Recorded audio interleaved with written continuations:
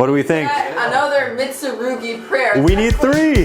We need it. Hey guys, welcome back to the vlog. It is going to be an exciting one because we are headed back to our favorite card shop. We are actually changing decks yet again because last week we went to regionals. I actually copied card for card the deck list that won YCS Lille with the Apophis Primite deck, and I came to the conclusion that this was a really good deck when the format was more simplified, when it was pure Yummy, when it was pure Dracotail. I think now that decks are combining and they have multiple pushes, the 20 hand traps in this, while a lot just isn't enough to stop a lot of those big turns. So we are going to put this down for a little while. Maybe we pick it back up again when the format does simplify, but with the emergency ban list, with the banning of D-Barrier, with the hit of all of the big floodgates, I think the game is going to change. I think we are going to see more board breakers again, and because of that, I think we can go back to my current favorite combo deck. It is Lunalite, and I'm mostly excited about it because it means we get to play my favorite card. It is heavy polymerization. I don't think there is a card in Yu-Gi-Oh that is more satisfying, more cathartic to play than this. So we are going to dive back into this deck for a little bit, enjoy the combo lifestyle that we do, and we are also going to open some mail because we have some more shiny cardboard which might end up in the deck. With that, let's rip in. Now we are looking for some cards for the side deck, but I did order some cards for another new deck as well. So we might get a mix, but as per usual, 401 games, use code Ruggles5, save 5%. And that is not what I was expecting to see, but it is for a Genesis deck we'll put together one of these days. We have Sphere Mode. I just realized I don't own these. I don't have any particular purpose for them right now, but I thought we would pick them up. We also have Monarchs, and this is kind of cool. I grew up with Monarchs 2005, 2006. The deck has obviously evolved a lot, but I ran into Chandler, the guy who won the Rochester Regional, was with Monarchs, and he was definitely the inspiration behind picking up this deck. I was watching his deck profile, and he was playing Zaborg in 2025. It's actually pretty good because it's a light, and there's a spell that allows you to, on your opponent's turn, search a Monarch from your deck with a corresponding attribute to that which they control, and you can tribute summon this on your opponent's turn. You can clear their Yummy, stop them from playing, so Zaborg actually viable. We also have a Mobius, and we have a super I was missing. So we don't have our side deck staples, which I wanted to open, but we do have some pretty fun cards.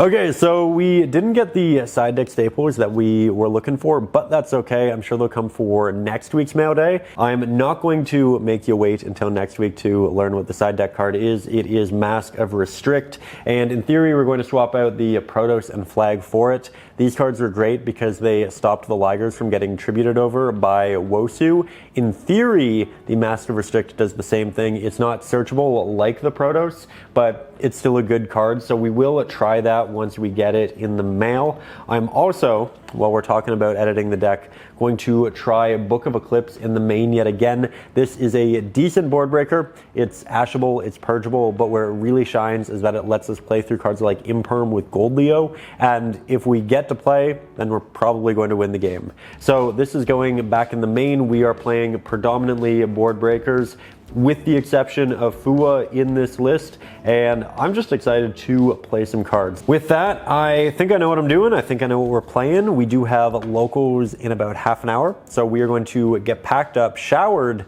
and then we're going to head out. Though, in addition to all of this, I did just hear that we have new hero support coming in February. We are going to talk about that, but we're going to do that while we are out because we're running out of time. So, let's go have some fun. Where did the sun go? I don't know, but 401 games. We're here, we're happy, ready to play some cards.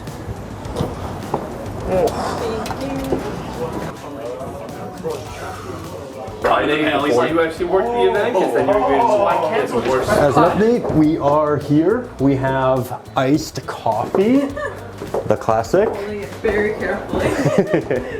Doing a great job. You are. Pittsburgh's this weekend. This weekend. Yeah? When are you flying out? So, emergency ban list. And one man was hit harder than absolutely everyone. Tristan, Mr. Ouroboros hand loop. Was it for the better? Probably for the better. I mean, there are other hand loop decks. Not as viable.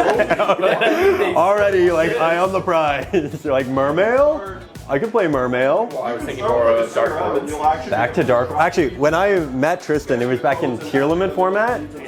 2022. Every time I went to locals, he would play Dark World. I would play Heroes. I would lose the entirety of my hand, and then we'd chat for like 30 minutes because he's a sweetheart. But yeah, are we returning to Dark World? Oh God, no. Matthew, what do we have there?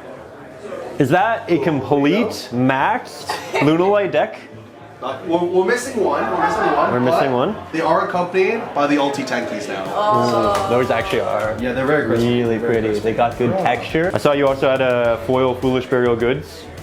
Secret Rare, yes. The original ones. I mean, this is one of my favorite cards of all time because this was played in Echuria. Okay, round one, ready to go. Always excited to see who we're playing. But I see Chris and Matthew in the room. Maybe it's one of these guys. Did we? Really? Ryan, Ruggles, O'Rourke. Back room one. You guys are in for a treat. Thank You God guys I duel. duelist. Thank God I dodged you. I would have got my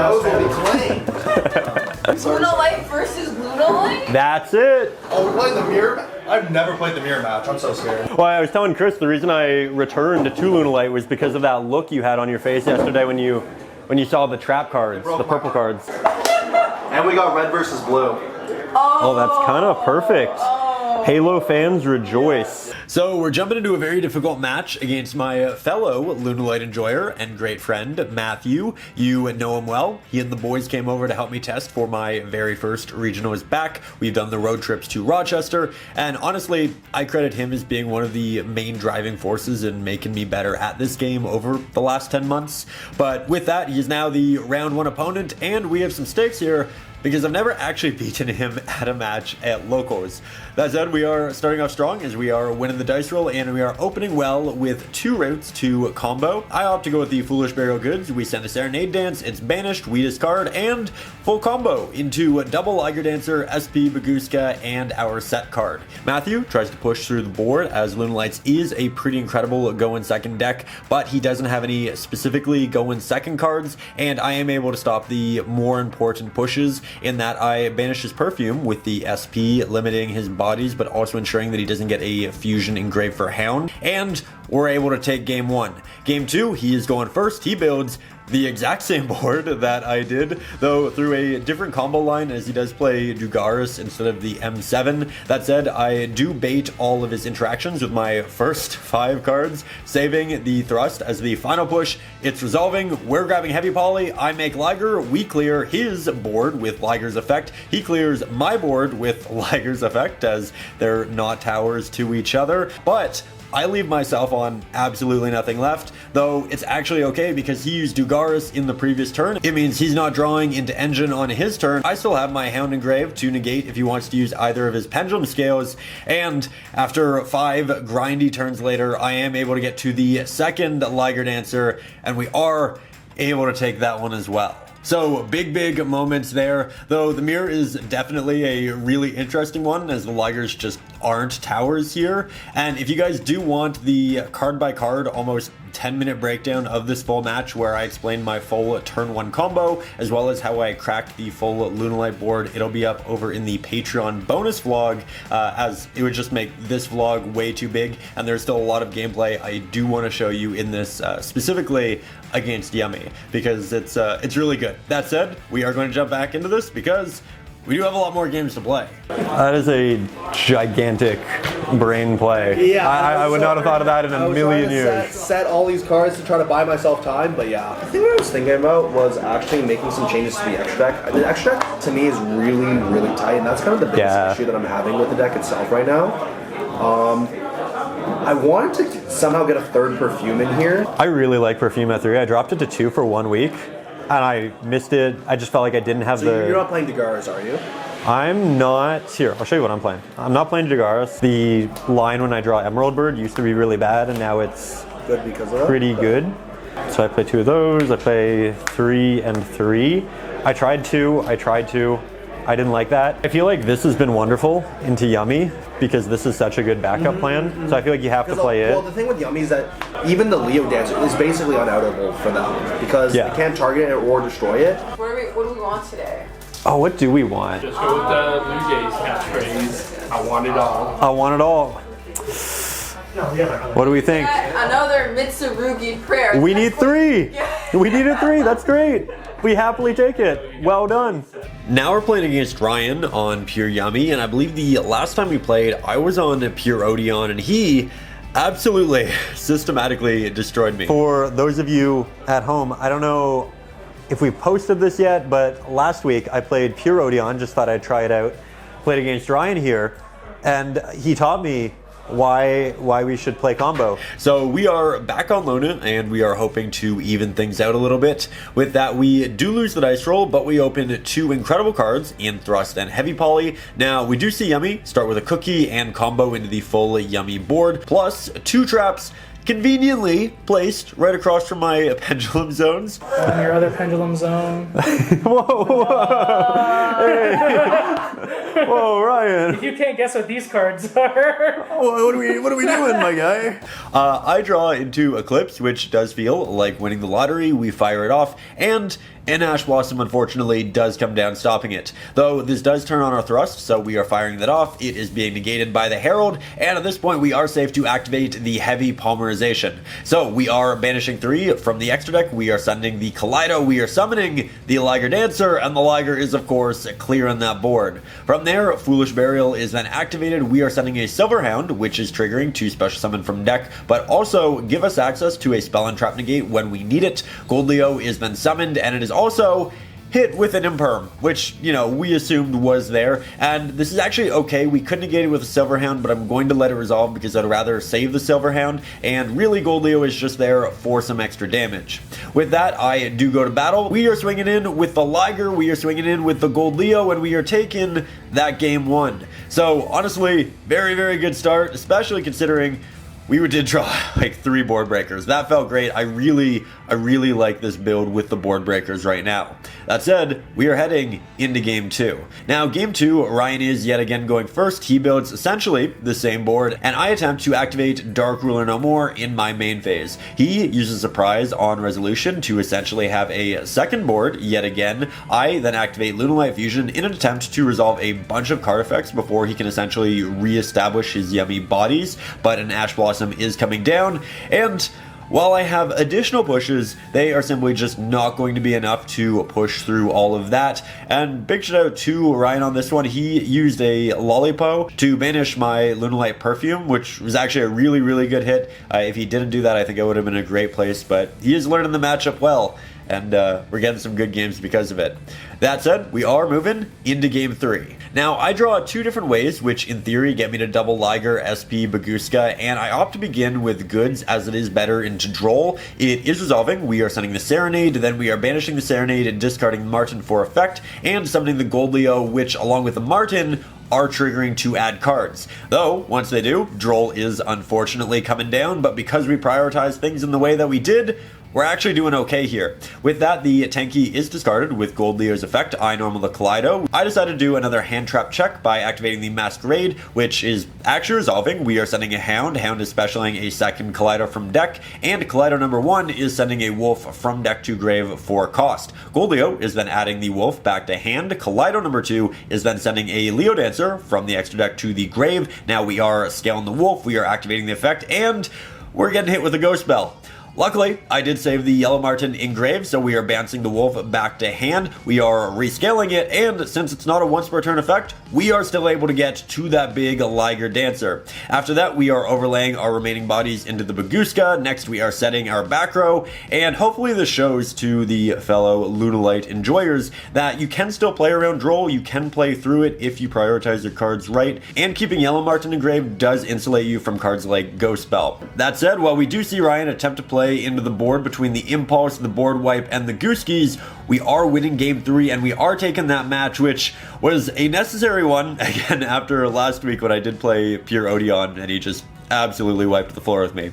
So even things out a little bit. So far, undefeated, feeling really good. And it's also just really nice to have this opportunity to play with Ryan 2 weeks in a row. I feel like just chatting with him is often one of the highlights of my week with locals, and just nice to get that extra time in. I feel like that's really why a lot of us go to locals. It's to sit down and chat with our friends, and Ryan's really become one of those great ones in my life. And use the fusion substitute to put back the Norden and draw a card. So Broad Bowl could search that, and then you put it back in the deck, and then you with Emerald, and then you search it again. So like I would end my turn with like Dryden, Emerald, draw 8. Okay, so you are a Lunalite enjoyer. Okay, the truth comes out. Low key before COVID, that's the deck I was playing. Yeah? Yeah, but that was a rank 3 spam deck. Yeah. It was not a fusion deck. Pretty crazy. You were still getting Bagooska, you were getting Apo. Elder Entity, the one that locks your opponent at a hand, like every effect, and then you have like that plus like any rank 4, and then if you were going second, you'd play like Utopia Double. So if they left any monster with 1800 attack, you still escape them. Now we're jumping ahead to the final match of the day. We are both undefeated, and if we win this, it means we'll actually have gone undefeated with Lunalite the last 4 times we've brought it to locals. That said, we are starting strong by winning the dice roll, and we are getting hit with an Ash on Serenade, a Fua, a 5 mana, a Pan is discarded, it's popping, we have an Arthalion hitting the board, and well, while typically we can play through a couple of the hand traps like Draw and Bell, this is admittedly just a little bit too much, so we are simply going to game 2, where I am going to begin yet again with a Fractal, and we do quite the elongated combo until we get hit with the Rock. My opponent actually saved it for the perfect time, so good on them, but I am still able to get to a Liger Dancer with the addition of a Silver Hound, IP, and Cross Sheep, which is still decent, and why I specifically play the M7 lines, as they do let me play through cards like Nib pretty efficiently.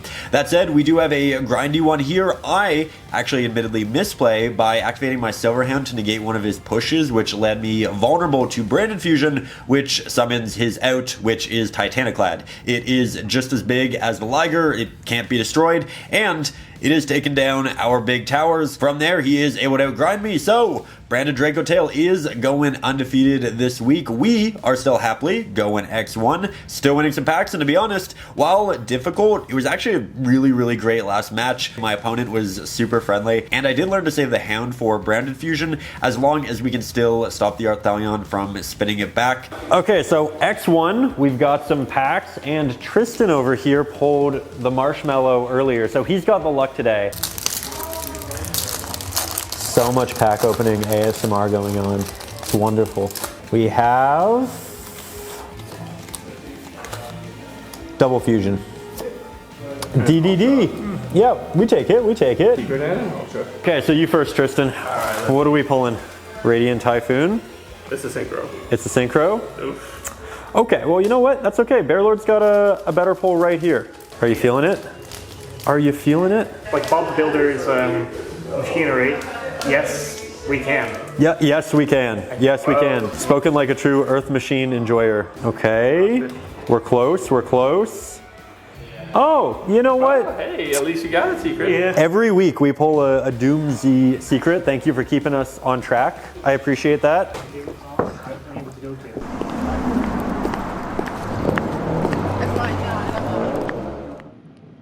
Okay, so we are back from yet another great locals, and one that I do think proved that we can bring Lunalite and still do well. I think the emergency ban list did a lot of really good things for this list, to the point where I think this is going to be what I'm going to bring to a couple of OTS championships in the next couple of weeks.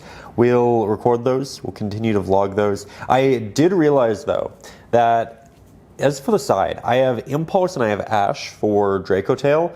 I think I want something else. I think I want to incorporate deltas. That's something I tried in the Primite Odeon deck and I really loved it. So we're going to try to find 4 slots for that while also finding slots for the Master Restrict that we talked about earlier. We'll continue those talks. We'll also do so up over on Patreon, which is something I've teased a couple of times in this.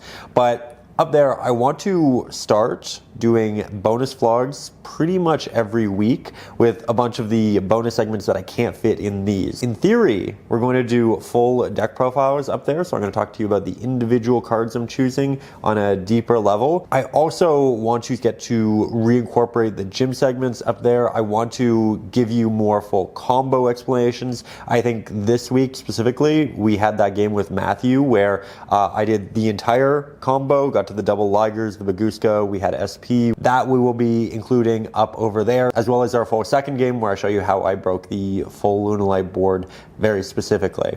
So there's a bunch of bonus content that we're going to be putting up there. I'm really excited about this because if you don't know, I make YouTube content for living on a different channel. It's a painting channel, and the way I've essentially been able to make that viable through all of the years was through Patreon, and the idea here is we start the Patreon now, and with that we in long term get to hire editors, and then from there each week we have 2 regular vlogs go up on this channel and a bonus vlog up over on the Patreon.